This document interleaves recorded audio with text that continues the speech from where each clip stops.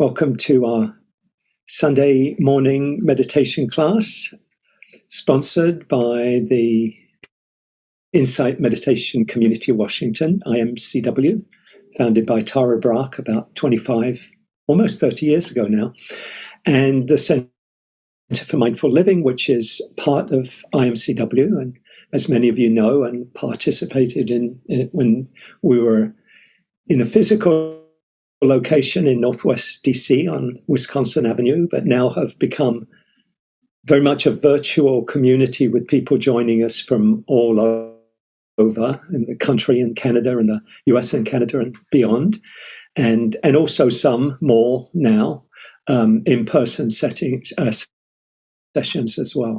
So we've had a meditation class for Sunday mornings for about 20 years, and 20 years, wow. Time flies. And I typically teach on the first and third Sundays. Regina Flanagan teaches typically on the fourth Sunday, and the second Sunday we have Marina Colby or a Sangha-led session. The second Sunday guest teacher. So it's a little variation, but I'm kind of doing half of the sessions now. So just so that you know that, I think most do. Little bit of background to today. I did as many of you know, I do a lot of live sessions as well as have a lot of meditations and talks on the Insight Timer app, and I teach twice a month on Insight Timer, typically not the weeks that I teach here, except today. And last Sunday, Laurie Cameron, who's a colleague and friend in the DC area, she's on Insight Timer a lot as well, and often does her sessions immediately after my session. I do 9 to 10, and she often does 10 to 11. She's actually doing one now. She and I did a joint session together in person in Chevy Chase at her. It was supposed to be at her house, but her internet went out. But fortunately, a neighbor was kind enough to let us do the session there. And we thought we'd do the session on gratitude. And it was my experience, I know it was Laurie's as well, it was so inspiring for us, both teaching that, but also doing the preparation for that and reflecting on gratitude, that I say for myself, through the preparation and through the reflection and through practicing myself, I've just been really inspired to talk about gratitude and to explore gratitude. And today to teach on gratitude. And what I'm going to be doing, this will be 2 sessions, I'm not going to squeeze everything in and kind of run through everything, but I want to, do it in as spacious a way as possible. But I really want to give attention to this quality. You could call it a quality, and you could call it an attitude, you could call it a state, you could call it a trait when it goes very deep.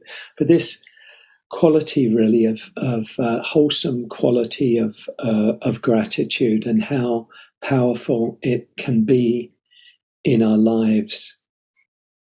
So I want to talk about that today. I want to have a chance for us to share together in the session, if people have some things to share, if time allows within the session, or have questions around gratitude. And then I would really like it. I think probably, many of us would really appreciate the opportunity of having small groups after 12 today, where we'll take maybe half an hour, maybe 15, 20 minutes in groups, and then some general sharing on gratitude. It's an extraordinarily rich area of practice, and I know many of you, have gratitude as part of your ongoing practice. And almost everyone I know who does feels it's a very, very central area of practice. If you don't, I hope that through the session today and maybe another session, that you will be encouraged to really give this quality a very close look, because I can't really overstate the value of gratitude, the value of developing, what's sometimes called an attitude of gratitude. Nice cute way of saying it, but an attitude, a way of gratitude as a way of approaching life and approaching the world, and as a practice, as a conscious practice as well. So I won't get into the but just kind of give it a little bit of a frame. That's what the intention is for today. Have the meditation. We'll begin with the meditation, which will focus a lot on gratitude. Then have the talk on gratitude. Have Emily, as Emily does, lead us in some movement. Thank you, as always, Emily, for your wonderful, wonderful role in these sessions. And then, a little time for sharing and closing, maybe a short meditation to finish. And then after the formal closure, those who want to stay around to do some small groups and do some discussion on the theme of gratitude. So with that, and I shared this with a little bit before we formally started the session today. Today is World Meditation Day, and it's celebrated around the world. And who knew? But other people will be meditating today in other countries. And so happy World Meditation Day today. We'll be meditating together and with others today. And begin by saying that I'm grateful to be with you today, and for us to be together today, and grateful for our Sangha and for all who support this community and support the wider Sangha of beings committed to waking up and living more wisely and more compassionately. So with that, we'll start with a meditation, and I invite you to begin, as we typically do, by just taking a few moments to let yourself arrive and settle as fully as you can. Now, make any adjustments in your posture, kind of as taking your seat. Imagine the Buddha sitting under the tree of awakening, under the Bodhi tree. That archetype, a posture of dignity, of ease, of being settled, being here. So however things are for you right now, whatever's going on for you, maybe choosing to put aside plans for the future, things that may be going through your mind from the week or from the day, just letting them kind of settle to the side, and let yourself be here, let yourself arrive. Maybe do a brief scan of the body and invite any area of tightness or tension to relax and settle. So you might just bring awareness to your face, the muscles around the eyes and the forehead, facial muscles, mouth, the tongue. Just inviting that area of the forehead and the face to relax, coming down to the shoulders, the back of the neck. You're just letting your breathing help you settle and relax. The chest and the belly, where we often contract and tighten up. Just inviting them to be relaxed and at ease. So letting yourself just settle into being here.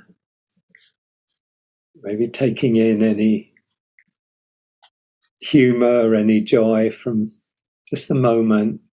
Letting yourself be here, relaxing the body, relaxing the mind. If it's helpful, maybe taking a longer, deeper breath, in-breath, filling the chest, filling the lungs, and letting go, relaxing, releasing on the out-breath.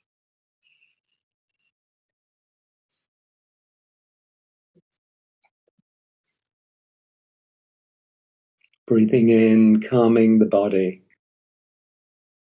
Breathing out, calming the mind.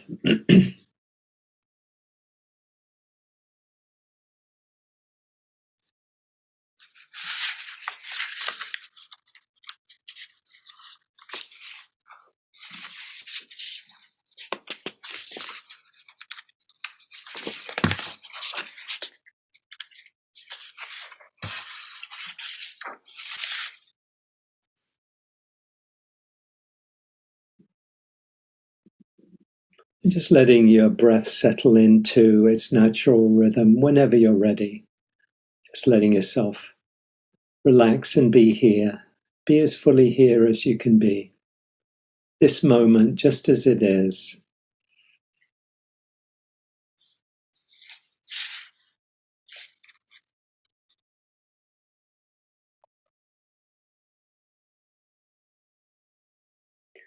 And just take a moment as we're settling into this meditation to just reflect on anything in your life that comes to mind, comes to your mind, comes to your heart, that you feel grateful for. Something that, comes not from something you've bought, but just something that really is a gift from life, gift from others, someone else, gift of generosity, just something that you receive. And just see what just naturally comes to your mind and your heart right now.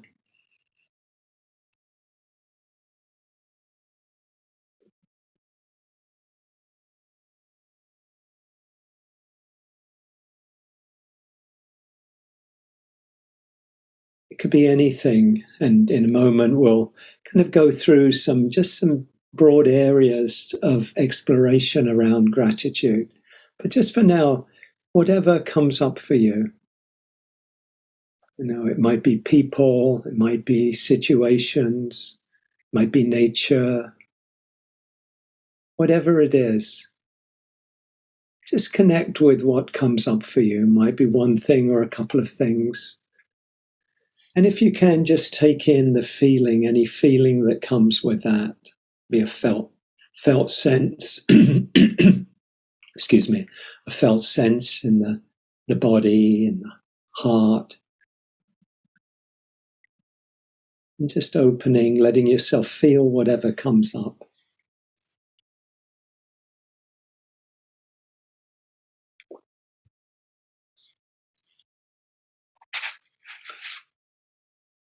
And in this meditation, in the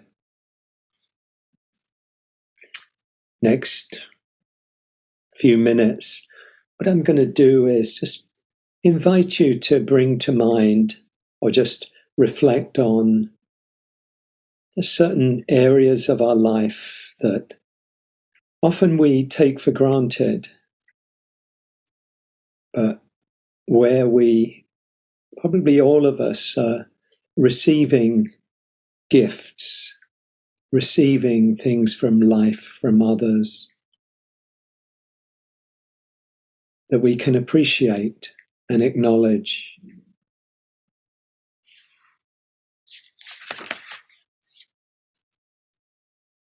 So we'll just walk through and just invite you to sit with what comes up for you, and beginning really with this gift of human life. Just invite you to reflect on perhaps how fortunate it is to be born into this human life, the human realm.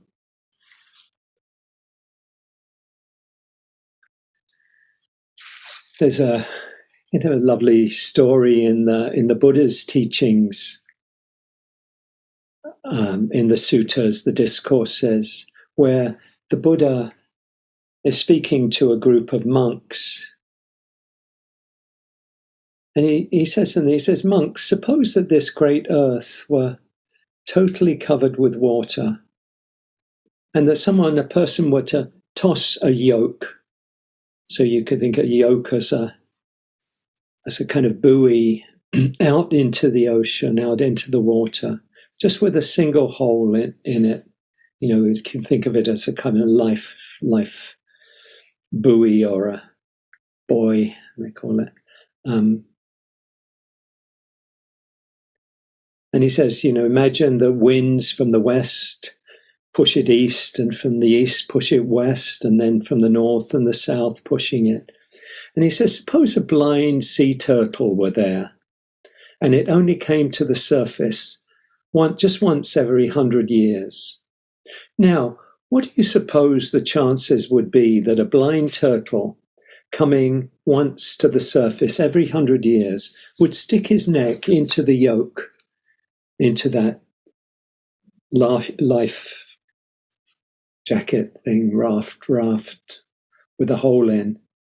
What would be the chance? And the monks answered, well, it would be very unusual, sir, that a blind turtle coming to the surface every 100 years would stick its neck into the yoke. And the Buddha replied, and just so, it is very, very rare that one attains the human state. You could think of it just this being born into this human life, however you might see or not see it as a gift. All the beauty of life, all the wonder of life. Can you connect with this life, the joys you've experienced in this human life, all of the possibilities, even if we haven't experienced them all?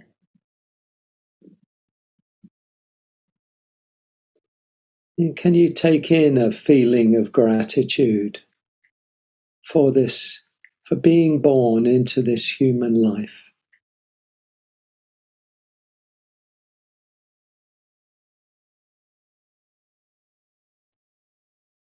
And just see what comes up for you, and if there is a feeling of gratitude, let yourself take that in and feel it, breathe into it, appreciate it. This human life, this opportunity to live, to create, to love, to enjoy the experiences of life, the joys and the sorrows.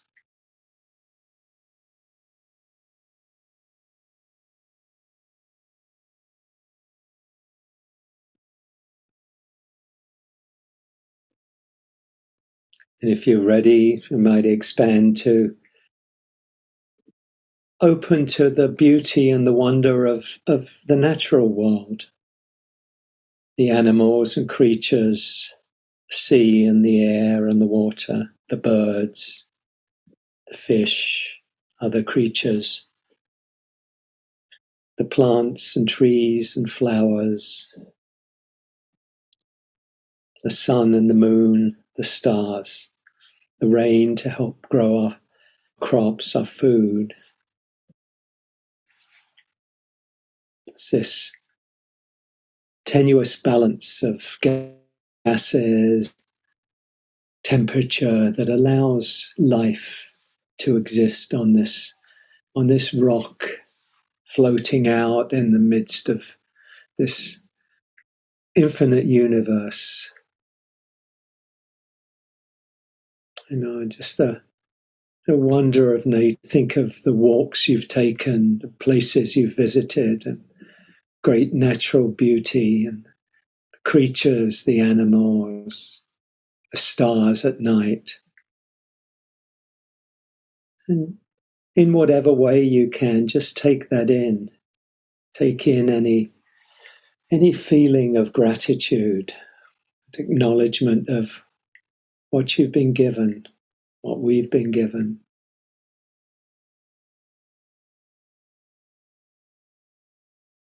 This appreciation of the wonder of life, the natural world, the environment.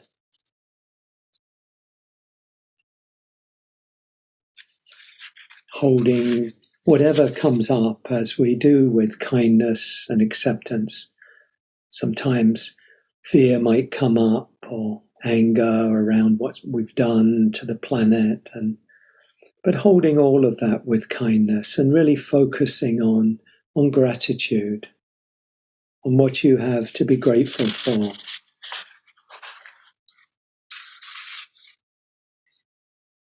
Just take a moment to hold whatever comes up for you.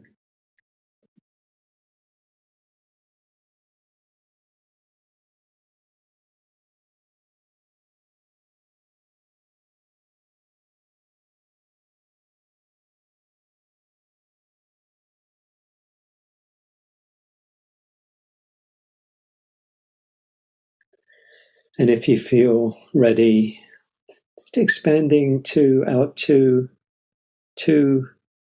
people and individuals and beings, our family, our loved ones, friends,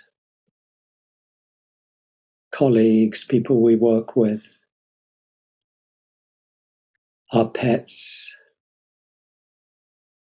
all those who love and care about us, including the difficult ones.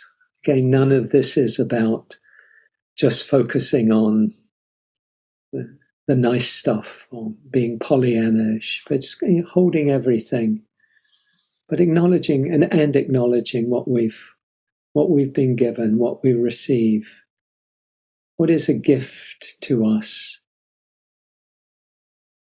how these beings, maybe one person or two or three, come to your mind, come to your heart. Partner, a spouse, a parent, a child, grandchild, grandparent, relatives.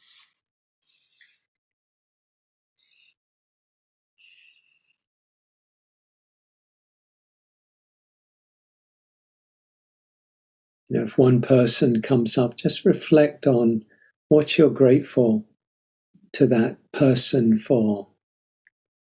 Or if it's a pet, to your pet for. It's what you've received from them.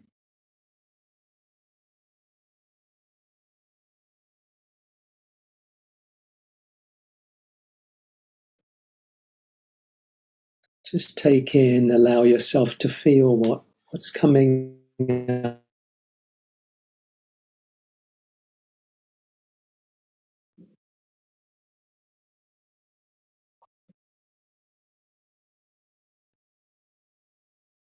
And let your breathing help hold whatever comes up for you.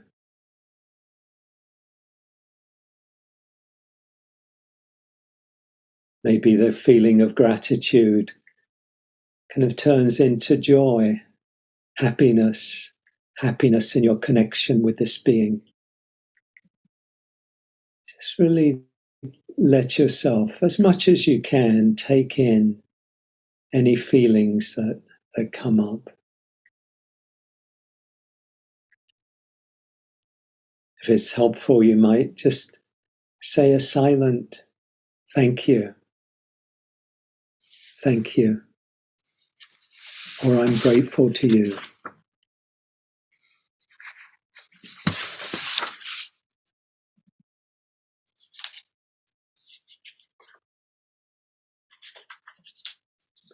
The Christian mystic Meister Eckhart said, If the only prayer you ever said in your whole life was thank you, that would suffice. If the only prayer you said in your whole life was thank you, that would suffice. Thank you. Thank you. Thank you.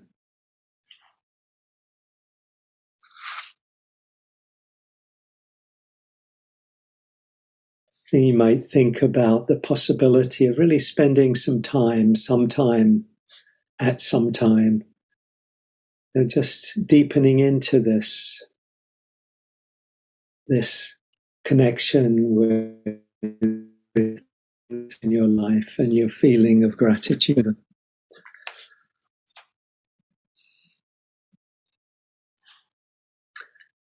you might kind of expand out to include those, in the loving kindness practice, we have the kind of the group known as the neutral people, and there's a specific practices we do with the neutral people.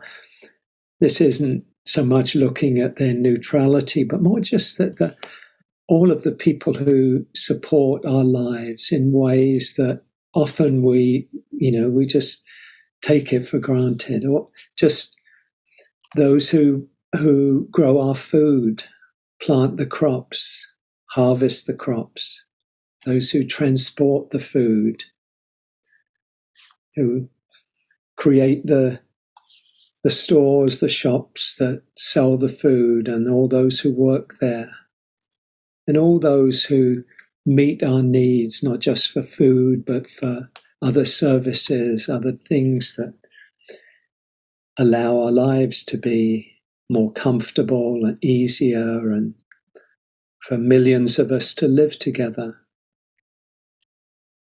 Those who drive the trains and the buses and fly the planes, build the roads, those who maintain the roads and the parks and the public lands, those who sort our mail and do the online equivalent of that, the internet, or those who support us in communicating through these ways, through the technology.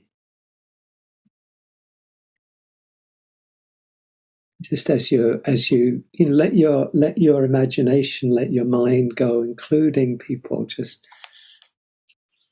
so many people that support our life, our lives. Those who provide us with information, with honest information through newspapers and TV and through our computers, the internet. Those keep us informed so we can make informed choices about, our government, local, statewide, national,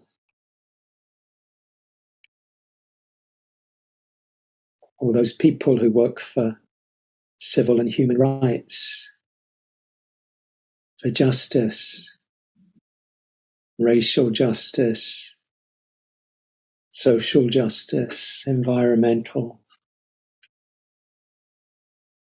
Those who really give their lives to creating that more beautiful world that we know is possible.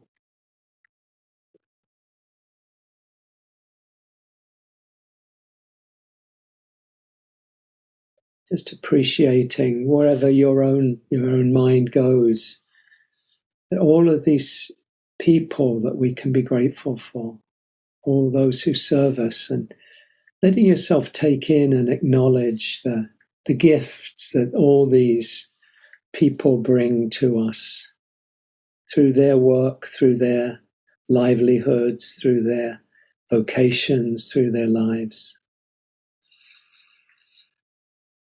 Just take a moment to just again take in what comes to you, and just maybe envision the possibility of practicing with this, of opening the mind and the heart in gratitude to all who support our lives.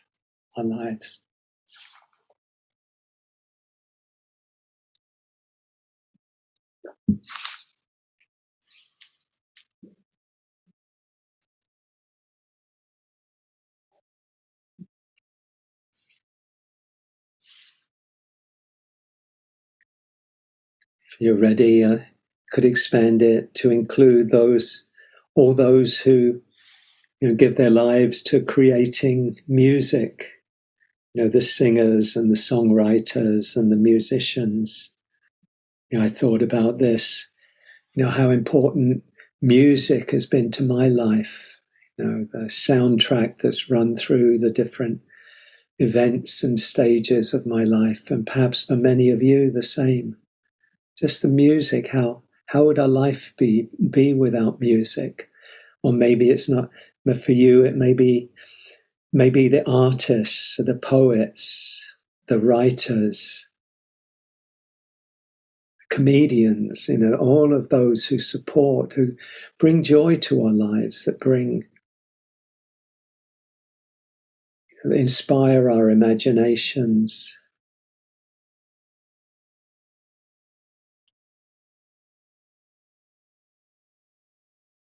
Bring awe and joy and wonder to our lives. You could even just think of one artist or one musician or one poet. All they brought you, it might be, it might be Leonard Cohen, or it might be Mary Oliver, or just going some of those that I love, and Smokey Robinson, whoever it is, Mozart or Bach or Brahms, John Coltrane,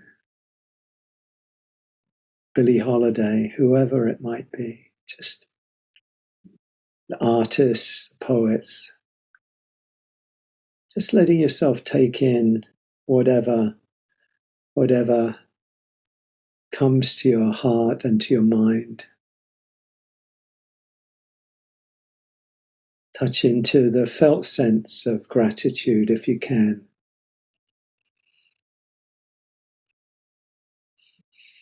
Let your breathing help you make space for what's here, what's coming up.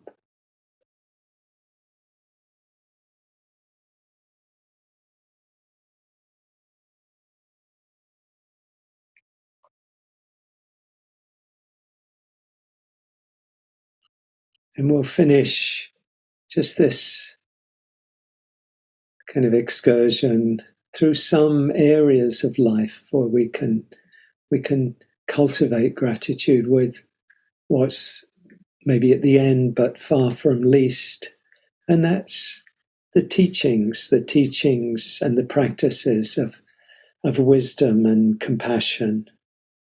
You can think of it as the Dharma, the Dharma of the Buddha Dharma, but also the Dharma, the teachings, the practices, the wisdom and compassion of many, many other teachers from different traditions, from the Rumi to Meister Eckhart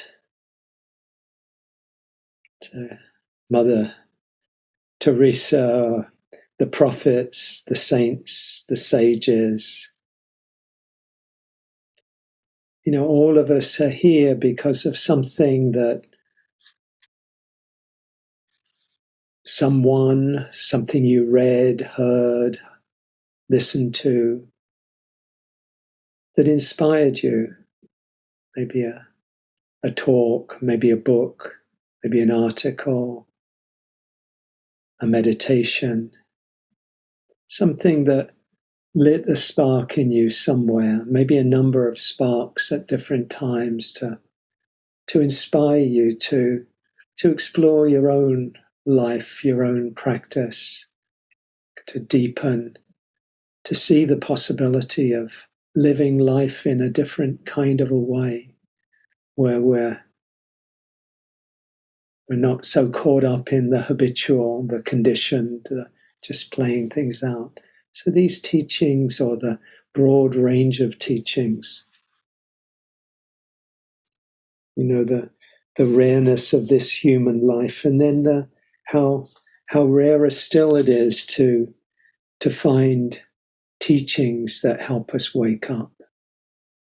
Reflect on what that might mean to you, the teachings and the practices that actually point away a path to ending suffering, or the path to greater happiness and well-being.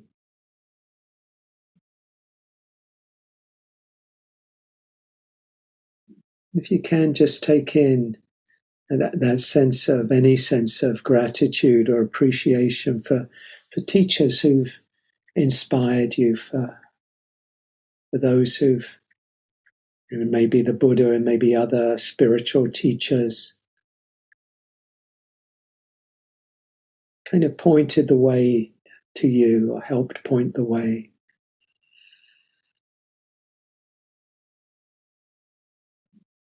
This is taking refuge in taking refuge in the Buddha, taking refuge in the Dharma, in the teachings, in the reality and the truth.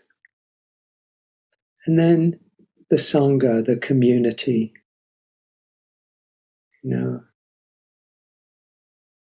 Many of us here, many of us in CML and part of this community and the IMCW community and the wider spiritual community.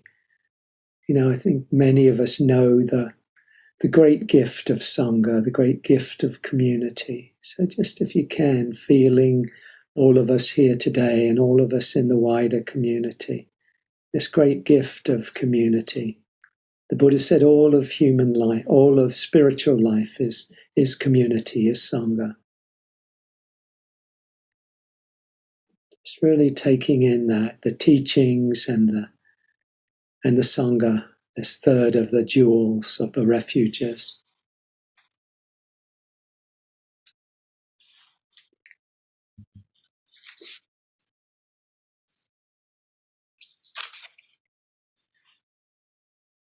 And as we finish up the meditation, just take a few more minutes to sit with what most touches you with gratitude, anything that may have come up or might come up, and allow yourself to feel it as fully as you can.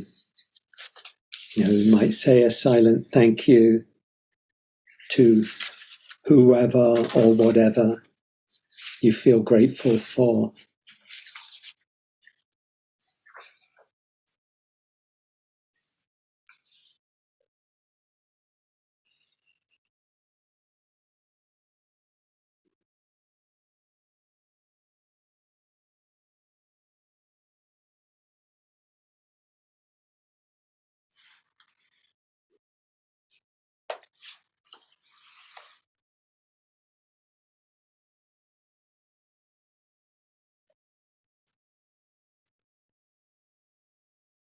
Appreciating your own practice and appreciating all of us here practicing together. I'll finish with this from the poet Rainer Maria Rilke, the great poet. I live my life in widening circles. I live my life in widening circles that reach out across the world. I may not complete this last one, but I give myself to it. I circle around God, around the primordial tower. I've been circling for thousands of years, and I still don't know. Am I a falcon, a storm, or a great song? Am I a falcon, storm, or a great song?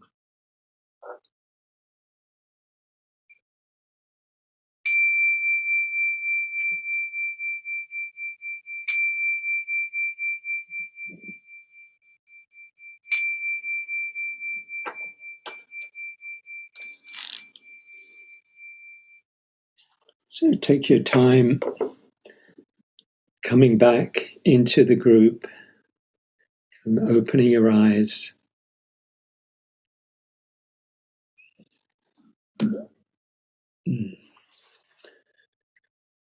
That was a little bit of a longer meditation than normal.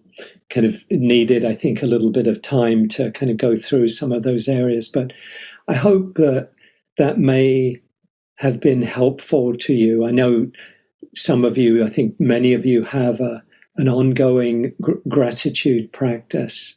But I think maybe if you don't, that the meditation might be helpful in just kind of giving some sense of the range of this practice. Even that was just a kind of a glimpse of the possibilities. And so what I want to do is to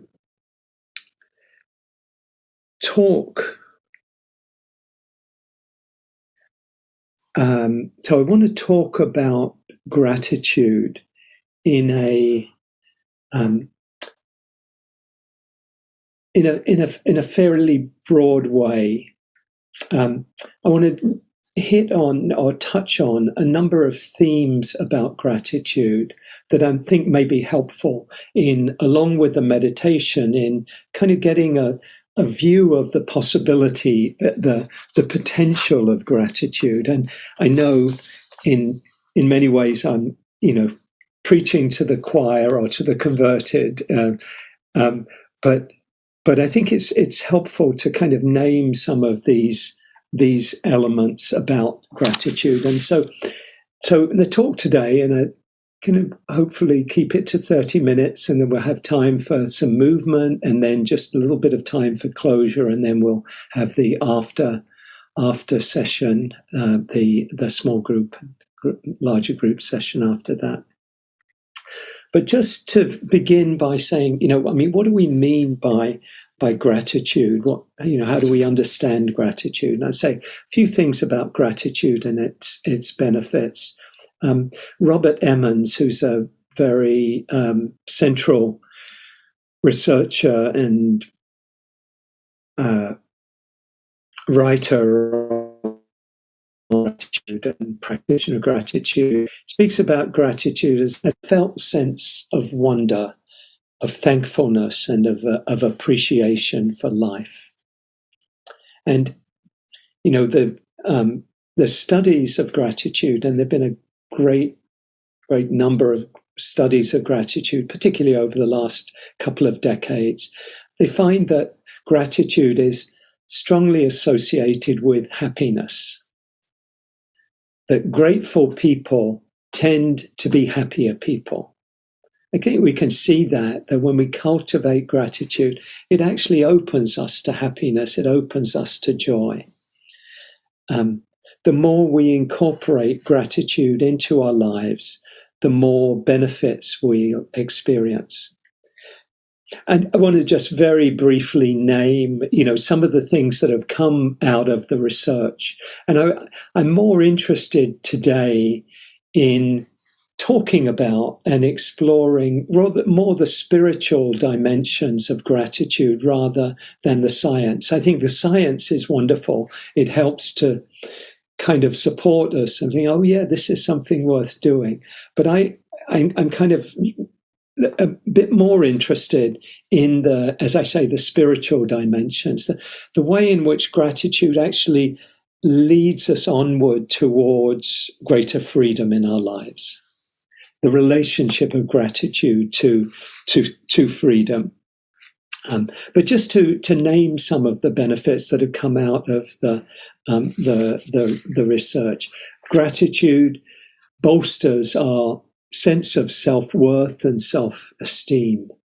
It helps us have a better sense, not such a, self-deprecating or judgmental view of ourselves. It helps us deal with stress and trauma, and helps us come out of, difficult or traumatic experiences to recover more fully and perhaps more readily. Gratitude encourages ethical and moral behavior.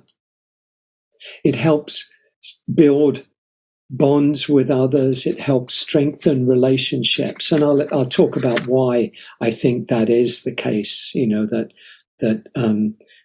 the gratitude really connects us with all of life. It helps lessen comparisons with others. Again, that happens naturally as gratitude helps us connect with life. And when we're caught up in comparison and in clinging and in craving, then we get into a much narrower kind of view. And so there's something binary in that. The more we're comparing, the less we're connected, the less we tend to be grateful. It's really incompatible with negative or afflictive emotions like anger, greed, clinging, and I'll talk a bit more about that too. They can't be both grateful and angry or fearful at the same time. They kind of rule each other out, or what's the word I'm looking for? They neutralize each other. If you're caught up in anger, you'll be moving out of gratitude. But if you're moving into gratitude, it can help you neutralize and kind of not to deny it or not to cover it up, because that's not what we're doing, but to actually bring us into a larger view, which is what gratitude does.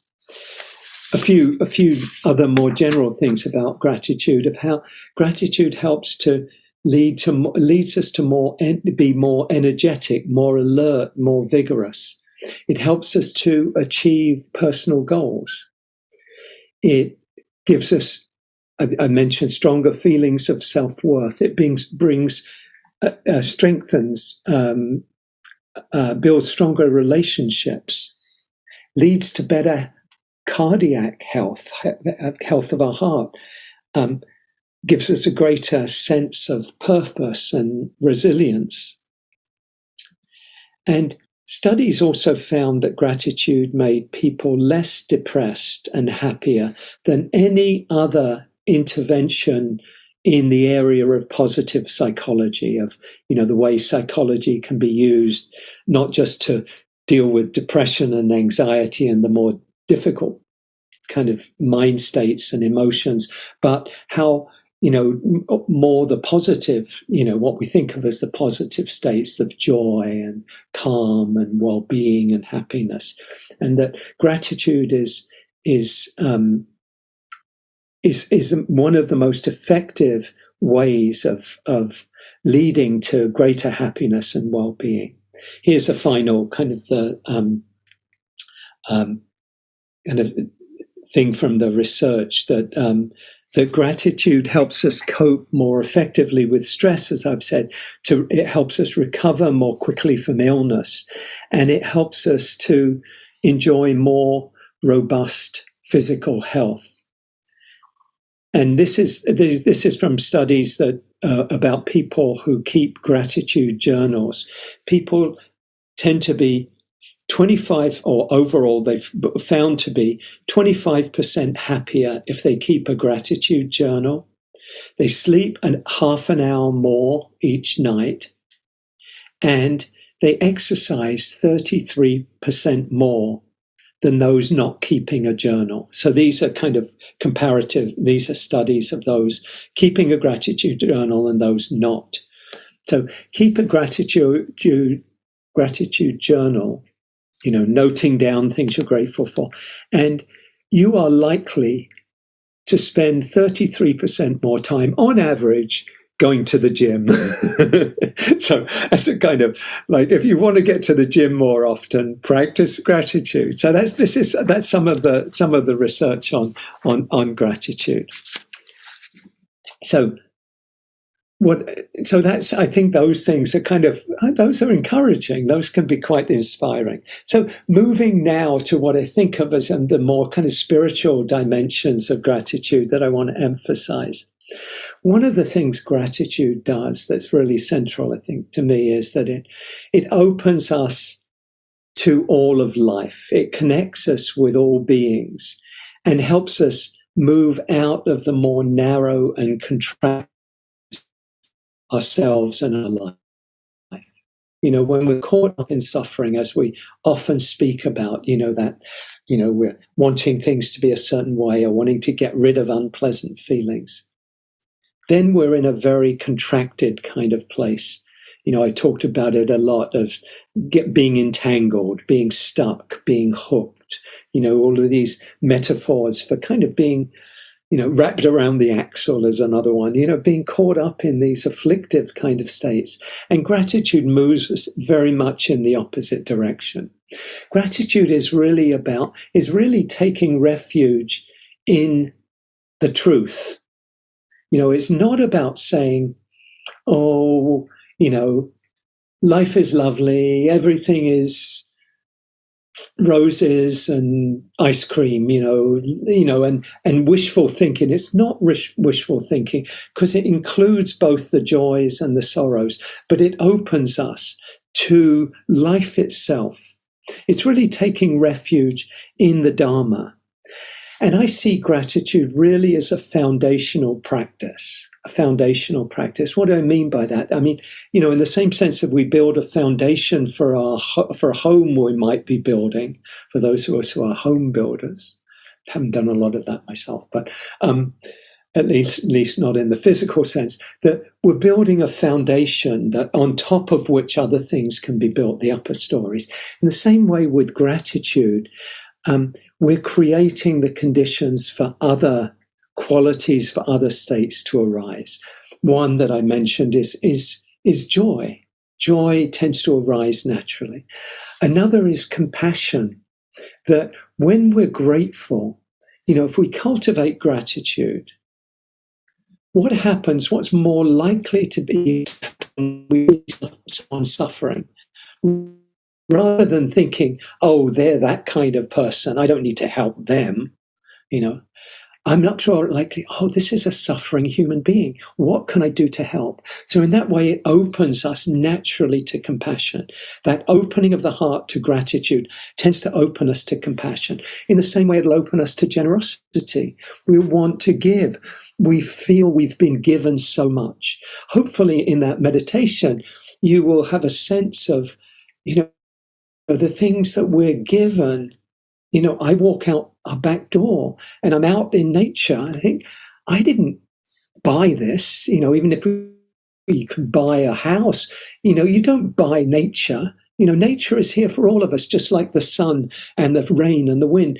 It's available that comes to us as being human or being even a sentient being or being part of nature. We receive all this. And this is what gratitude is about. It's really so closely connected with this word grace, which I love as a term, can have religious connotations, but it's much broader than that. It's like what we're given. This is grace. All of this is grace. And the more we can realize this, the more we can live our lives in a much more spacious and connected way. As you can tell, probably, when I teach about gratitude and I practice gratitude, I feel really inspired. I feel that sense of inspiration, of that sense of possibility, of like, and that's the next thing I would say about gratitude is that it's really immeasurable, that it's really infinite. When we talk about the Brahma Viharas, divine abodes, as we talk about them in Buddhism, loving kindness, compassion, appreciative joy, and equanimity. They're often spoken about as boundless and immeasurable. That is, we practice loving kindness, and the more we practice, the more our capacity increases to feel loving kindness or feel compassion or joy. The more we do it, the more we have the capacity to do it. So it's the opposite of having a cup that, once it's filled, it's filled. It's like a cup that's continually expanding to take in whatever we're taking in. So that's a nice image that just came to my mind of a continually expanding cup or vessel that's getting bigger and bigger and bigger and can be as big as the universe. And this is really what the the Tibetan Buddhists speak about when they talk about, these practices as being immeasurable. Gratitude also has that same quality of kind of infiniteness, infiniteness. It can keep expanding further, and it's why I, somewhat tongue-in-cheek, call this gratitude the fifth Brahma Vihara. Along with the other four. I don't know why the Buddha sometimes included these but didn't include this. But for me, it has that same feeling to it of like, it feels like a Brahma Vihara. It feels like the same quality, so kind of quality of heart, of opening the heart. And in the meditation practice, as we kind of took in more and more varied things, particularly, when I think about music and poetry and literature, and those working to create a better world. I think the more we see the potential, I think of the gratitude I feel. I kind of was thinking about this, and when I did the session last week with Laurie, Willie Nelson had his 90th birthday, as you know, probably a week or so ago, and he has this song, "My Heroes Have Always Been Cowboys." It's a nice song, but I always think that my heroes have long been those who work for justice, and I'm sure for many of you it's maybe the same, whether it's civil rights, human rights, environmental justice, racial justice, those who really give their lives to create a better world. And that's not only, we do it in other ways as well. People do it by being school teachers or teaching in other ways, working in the healthcare system, being flight attendants,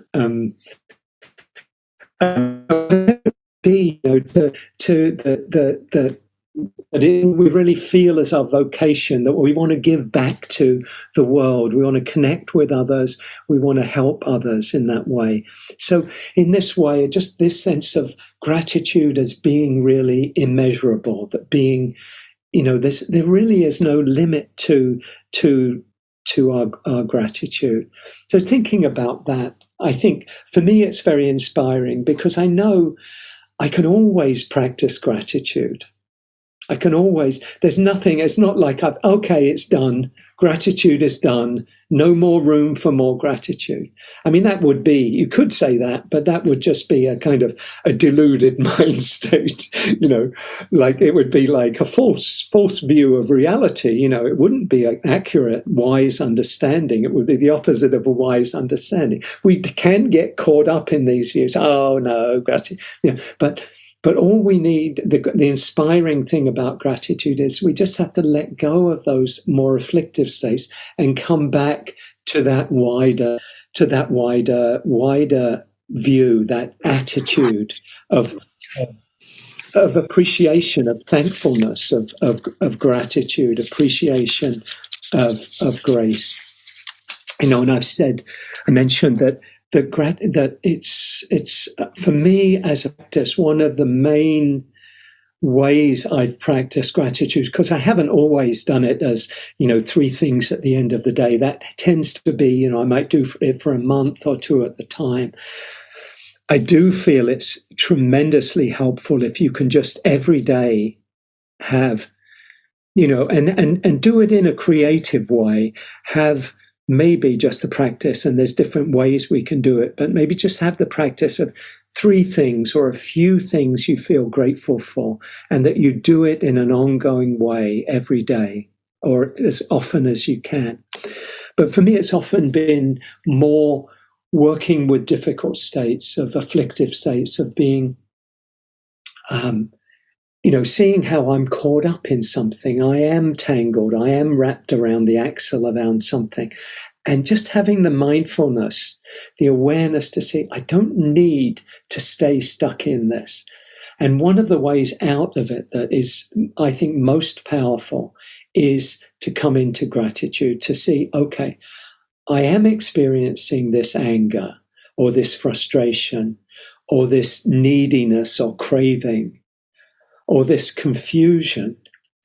and because it's not denying that, and I'm grateful for this. I'm grateful for nature. I'm grateful to my partner. I'm grateful to my pet. I'm grateful for this life. I'm grateful for the teachings, whatever it is that helps us come out of that afflictive state. Then it's not as though the anger or whatever the other state is, whatever the state is, it's not as though that's not here, but it's here within this much larger realm. And that's really what we're doing when we're practicing in this way with gratitude. We're seeing it, we're seeing everything as part of this immense, in fact, immeasurable way of being, way of seeing through the lens, seeing our life through the lens of gratitude and the grace that life brings us. So, what I'm going to do, and I'll just name it right now. What I'll invite you to do, if you choose to, for the next week or the next couple of weeks, is to practice maybe at least once a day. When you do find yourself in a difficult mind state, a painful mind state, or emotion caught up in something, that sense of being in a place of suffering, of being in a tangle. Just pause and come back and allow yourself really to take in the feeling of gratitude. Oh, I'm grateful for this person. I'm grateful for this situation. I'm grateful for my family. I'm grateful for nature, the teachings, whatever. Really take that in, breathe it in, and just see what happens when you do that. When you use the practice of gratitude, when you use the practice of gratitude in this way of being able to step out. And the other practice, just to name it, is just some version of 3 things or a couple of things every day that you acclimatize yourself. That's another word, but that will do for now. Acclimatize yourself, with that, familiarize yourself to that sense of gratitude as a part of your daily life. Because gratitude, so those 2 practices, maybe over the next week, I'll be teaching again in 2 weeks, I believe that's right, yeah, to see what it's like, and maybe we'll find a way to share that in the afterwards in the group and within CML, etc. Gratitude can arise spontaneously, and we probably all experience just that sense of out of the blue, out of grace itself can come gratitude. I found that so much. Many of you know that I got, after working through over 2 years of the pandemic and doing things really, I did 108 sessions of Insight Timer every Sunday, for an hour, wherever I was. And for some, I got into that. And there was a lot that was really helpful and joyful about that. But at a certain stage, I got into a lot of stress around that. And I really had to, for about 5 weeks, just get off the grid completely. But I was able to work with that, fortuitously, gratefully, to come back really having let go, I feel, of a lot of stuff, of a lot of kind of things that would create the conditions for suffering, for getting caught up in those kind of more difficult states. And one of the things that a benefit that's come out of that is of the spaciousness, really, is just a spontaneous gratitude that arises so much of the time. Every day, pretty much every day, Rebecca and I say to each other, "This is amazing. This is wonderful. Isn't so much? We have so much to be grateful." We actually say that, and it didn't come as a let's do a gratitude practice of doing this, which would be a fine way of doing things, but just came spontaneously of like, wow, And again, it's not saying everything is all the time is like that for us or for you or for any of us. The suffering, the difficulties are really part of the reality. So it's not everything is hunky-dory or anything like that, but it is just that sense of the spontaneity of gratitude, and just recognizing that, but also that really this is a practice. The more potential for it to arise spontaneously, I have to say this in the right way, the more we practice, the more it will tend to arise spontaneously. There's a saying that that enlightenment is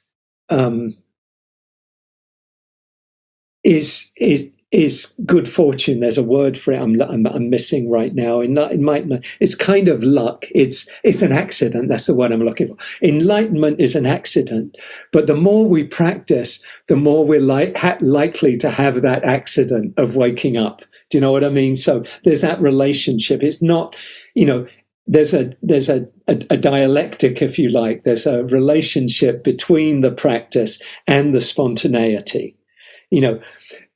Our awakening doesn't come from the practice per se. It always comes out of the mystery. And in the same way, the spontaneity of gratitude also comes out of the practice of gratitude. So I'm just kind of making that comparison there.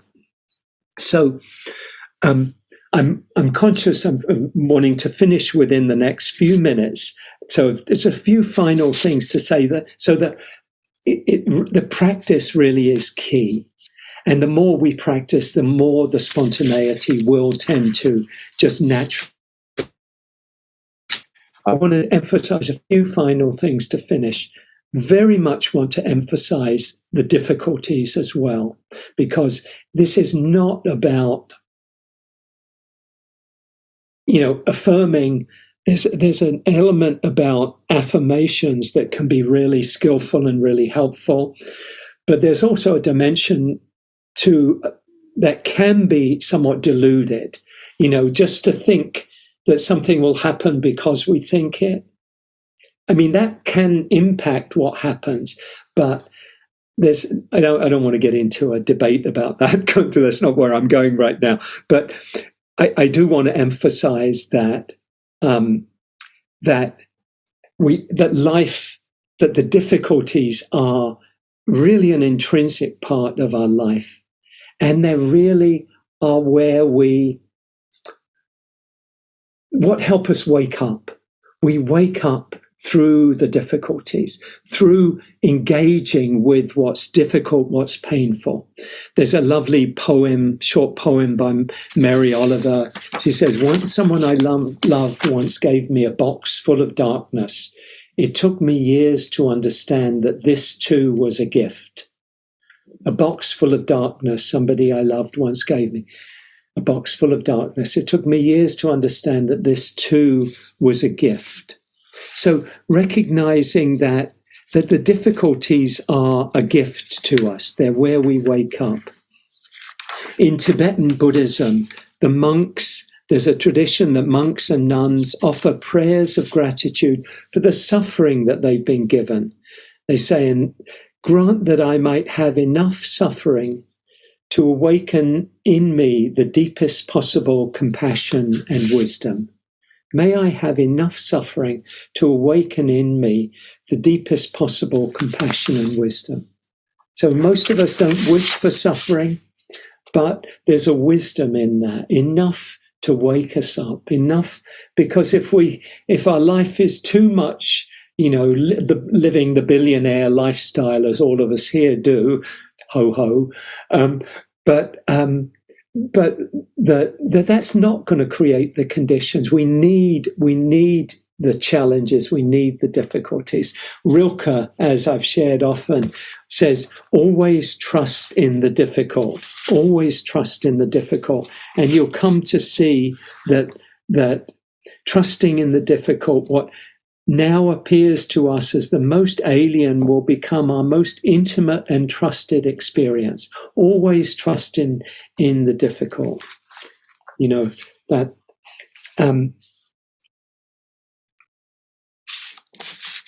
so what the practice of gratitude can help us do is to really a fundamental for us. So we're looking at life through the lens of gratitude.